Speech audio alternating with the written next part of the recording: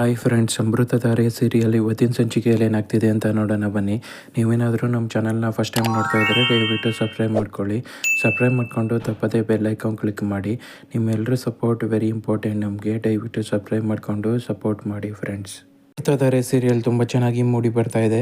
ಜೀವ ನಡ್ಕೊಳ್ತಾ ಇರೋ ರೀತಿನ ನೋಡಿ ಮಹಿಮಾಗೆ ತುಂಬ ಬೇಜಾರಾಗಿರುತ್ತೆ. ಬೇಜಾರು ಮಾಡಿಕೊಂಡು ಅವಳು ಒಂದು ಕಡೆ ಕೂತ್ಕೊಂಡಿರ್ತಾಳೆ.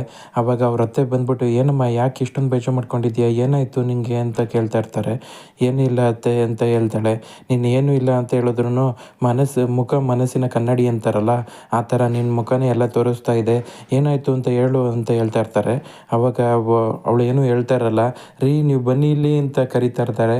ಏನು ಮಂದಾಕಿಣಿ, ಯಾಕೆ ಕರೆದೆ ನನ್ನ ಅಂತ ಅವ್ರ ಯಜಮಾನ್ರು ಕೇಳ್ತಾ ಇರ್ತಾರೆ. ನೋಡಿ ನಿಮ್ಮ ಮುದ್ದಿನ ಸೊಸೆ ಹೆಂಗೆ ಸೊಪ್ಪು ಕೂತಿದ್ದಾಳೆ, ನಾನು ಕೇಳಿದ್ರೆ ಹೇಳ್ತಾ ಇಲ್ಲ, ನೀವಾದರೂ ಕೇಳಿ ಅಂತ ಹೇಳ್ತಾ ಇರ್ತಾರೆ.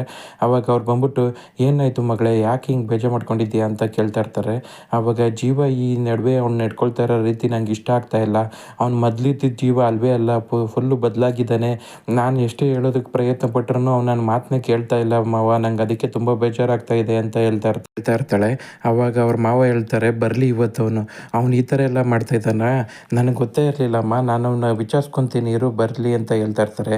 ಅಯ್ಯೋ ಮಾವ, ನೀವು ಅವ್ರಿಗೇನು ಬೈಯೋದಕ್ಕೆ ಹೋಗಬೇಡಿ, ಆದರೆ ಅವ್ರಿಗೆ ಸೂಕ್ಷ್ಮವಾಗಿ ಹೇಳಬೇಕು. ನಾನು ಎಷ್ಟೋ ಹೇಳೋದಕ್ಕೆ ಪ್ರಯತ್ನ ಪಟ್ಟೆ, ಆದರೆ ನನ್ನ ಮಾತನ್ನೇ ಕೇಳ್ತಾ ಇಲ್ಲ ಅವರು ಅಂತ ಹೇಳ್ತಾ ಇರ್ತಾಳೆ. ಹೌದು ಸಣ್ಣದಲ್ಲಿರ್ಬೇಕಾದ್ರೆ ಅದನ್ನು ಚೆನ್ನಾಗಿ ತೀಡ್ಬಿಡ್ಬೇಕು, ಇಲ್ಲಾಂದರೆ ದೊಡ್ಡ ಎಮ್ಮರವಾಗಿ ಬೆಳೆದ್ಬಿಟ್ರೆ ತುಂಬ ಕಷ್ಟ ಆಗ್ಬಿಡುತ್ತೆ ಅಂತ ಹೇಳ್ತಾ ಇರ್ತಾರೆ. ಈ ಮನಸ್ಸಲ್ಲೇ ಯೋಚನೆ ಮಾಡ್ತಾ ಇರ್ತಾಳೆ, ಏನು ಮಾಡೋದು ಮಾವ, ನಾನು ನಿಮ್ಮ ಹತ್ರ ಹೇಳೋದಕ್ಕಾಗ್ತಾ ಇಲ್ಲ. ಜೀವ ಪ್ರತಿದಿನ ಹಿಂಗೆ ಕುಡ್ಕೊಂಬರ್ತಾ ಇದ್ದಾನೆ ಅಂತ, ಅದನ್ನು ಹೇಳಿದ್ರೆ ಅದನ್ನ ತಡ್ಕೊಳ್ಳೋ ಮನಸ್ಥಿತಿ ನಿಮಗಿಲ್ಲ. ನೀವು ನಮ್ಮ ಜೀವ ಈ ಥರ ಮಾಡ್ತಾನ ಅಂತ ಅನ್ಕೊತೀರ, ಆದರೆ ಅದನ್ನೆಲ್ಲ ಹೇಗೆ ಸರಿ ಮಾಡೋದು ಅಂತಲೂ ನನಗೆ ಗೊತ್ತಾಗ್ತಾ ಇಲ್ಲ. ನಾನು ಏನೇ ಹೇಳಿದ್ರು ನಮ್ಮ ಸ್ಟೇಟಸ್ಸು ಅದು ಇದು ಅಂತ ಬೇಡದೇ ಇರೋ ಮಾತುಗಳನ್ನೇ ಆಡ್ತಾನೆ ಇವನ್ನ ಯಾವ ಥರ ಸರಿ ಮಾಡೋದು ಅಂತಲೇ ಗೊತ್ತಾಗ್ತಾ ಇಲ್ಲ ಅಂತ ಯೋಚನೆ ಮಾಡ್ತಾ ಇರ್ತಾಳೆ. ರೂಮಲ್ಲಿ ವಾರ್ಡ್ರೋಬ್ ಕ್ಲೀನ್ ಮಾಡ್ತಾ ಇರ್ತಾಳೆ. ಅವಾಗ ಅವಳಿಗೊಂದು ಸರ ಸಿಗುತ್ತೆ. ಗೌತಮ್ ಅವರು, ಈ ಸರನ ನಿಮಗೆ ಯಾವಾಗ ಕೊಟ್ಟರು ಅಂತ ಕೇಳ್ತಾ ಇರ್ತಾರೆ. ಇದು ನಮ್ಮಪ್ಪ ಈ ಮನೆ ಸೊಸೆಗೆ ಕೊಡಬೇಕು ಅಂತ ಆವಾಗಲೇ ಮಾಡಿಸಿದ್ರಂತೆ, ಶಕುಂತಲಮ್ಮ ಅವತ್ತು ನಿಮಗೆ ಕೊಟ್ರಲ್ಲ ಅಂತ ಹೇಳ್ತಾ ಇರ್ತಾರೆ. ಹೌದಾ, ನಾನು ಇದ್ರ ಬಗ್ಗೆ ಒಂದು ಸ್ವಲ್ಪ ವಿಷಯ ತಿಳ್ಕೊಬೇಕಾಗಿತ್ತು ಅಂತ ಭೂಮಿಕಾ ಶಕುಂತಲ ಹತ್ರ ಬರ್ತಾಳೆ. ಶಕುಂತಲ ಕಾಫಿ ಕುಡ್ಕೊಂಡು ಕೂತಿರ್ತಾಳೆ. ಈಗ ಆ ಸರನ ತೋರಿಸ್ತಾಳೆ. ಆ ಸರನ ನೋಡಿದಾಗ ಶಕುಂತಲಂಗೆ ಭಯ ಆಗ್ತಾ ಇರತ್ತೆ. ಇದರಲ್ಲಿ ನಾನು ಇಟ್ಟಿರೋ ಲಾಕೆಟ್ ಏನಾದರೂ ಇವಳು ಗೊತ್ತಾಗೋಯ್ತಾ, ಏನಾಯಿತು ಅಂತ ಯೋಚನೆ ಮಾಡ್ತಾ ಇರ್ತಾಳೆ. ಆದರೆ ಭೂಮಿಕಂಗೆ ಇವಾಗ ಇವಳು ಇಟ್ಟಿರೋ ಲಾಕೆಟ್ ಗೊತ್ತಾಗಿದೆಯಾ, ಏನಾಗತ್ತೆ, ಅವಳನ್ನ ಬಂದು ಕ್ವಶನ್ ಕೇಳ್ತಾಳ, ಇದನ್ನು ಯಾಕೆ ನಮಗೆ ಕೊಟ್ರಿ, ನಮ್ಮ ಹತ್ರ ಇರೋ ಯಾವ ವಿಷಯನ ತಿಳ್ಕೊಬೇಕು ಅಂತ ನೀವು ಈ ಪ್ಲ್ಯಾನ್ ಮಾಡಿದ್ರಿ ಅಂತ ಕೇಳ್ತಾಳ. ಇವ ಮತ್ತೆ ರಾಜೇಂದ್ರ ಭೂಪತಿನ ಮೀಟ್ ಮಾಡೋದಕ್ಕೆ ಅಂತ ಬಂದಿರ್ತಾನೆ.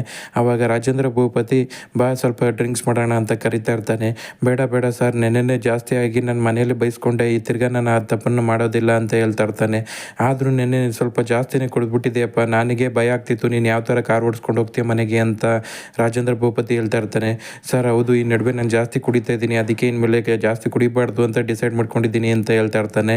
ಏನಾಗೋದಿಲ್ಲ ಸ್ವಲ್ಪ ಕುಡಿದ್ರೆ ಅಂತ ಹೇಳ್ಬಿಟ್ಟು ಕುಡಿಯೋದಕ್ಕೆ ಸ್ಟಾರ್ಟ್ ಮಾಡ್ತಾರೆ. ಮತ್ತೆ ಜೀವ ಫುಲ್ ಕುಡ್ಕೊಂಡು ಮನೆಗೆ ಹೋಗ್ತಾನೆ. ಈಗ ಮಹಿಗೂ ಮತ್ತು ಜೀವಂಗೂ ದೊಡ್ಡ ಫೈಟ್ ಆಗಿ ಮತ್ತೆ ಅವಳು ಅವರ ಅಣ್ಣನ ಮನೆಗೆ ವಾಪಸ್ ಬರ್ತಾಳ. ಏನಾಗತ್ತೆ ಅದರಿಂದ, ಈಗ ಜೀವ ಕುಡಿತಾರೋ ವಿಷಯ ಅವ್ರ ಅಪ್ಪ ಅಮ್ಮಂಗೆ ಗೊತ್ತಾಗಿ ಅವ್ರು ಹೇಗೆ ತಡ್ಕೊತಾರೆ, ನನ್ನ ಮಗ ಈ ಥರ ಕುಡ್ದು ಹಾಳಾಗ್ತಾ ಇದ್ದಾನೆ ಅಂತ.